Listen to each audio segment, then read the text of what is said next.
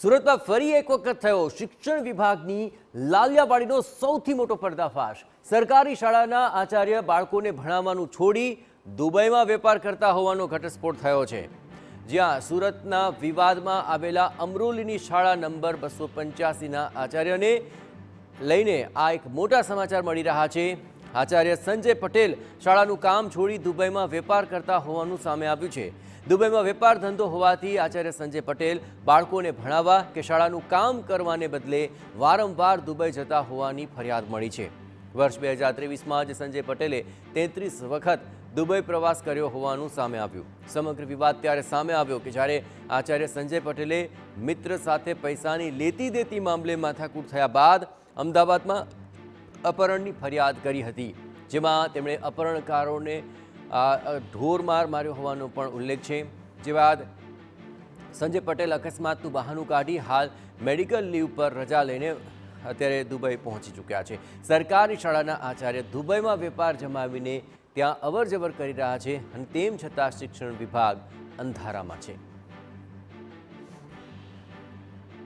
શિક્ષણ સમિતિને અંધારામાં રાખી છે એ તો કહી શકાય, પરંતુ આ બાબતની જાણકારી મળવાથી એના પર નોટિસ કરવામાં આવી હતી અને ખાતાકીય તપાસ કરવામાં આવી હતી, બરાબર, અને એને હાજર થવાનું હતું, પરંતુ એ હાજર થયા નથી। માંદગીનું બહાનું કાઢીને હાજર થયા નથી।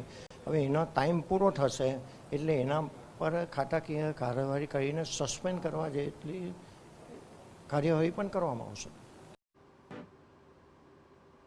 કોઈપણ શિક્ષક કે આચાર્ય વિદેશ પ્રવાસ કરે તો ફરજિયાત સંબંધિત અધિકારીને એનઓસી લઈને જાણ કરવાની હોય છે, પરંતુ સંજય પટેલે પોતાના દુબઈ પ્રવાસની ન તો કોઈને જાણ કરી છે કે ન તો કોઈ અધિકારીને તેનો ખ્યાલ છે।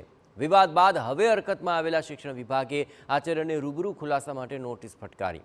આચાર્યની વારંવાર રજા મુદ્દે શાળાના રજિસ્ટરથી લઈને ઓનલાઈન હાજરી સુધીની તપાસ શરૂ કરાશે અને ટૂંક સમયમાં તેનો રિપોર્ટ તૈયાર કરી લેવાશે।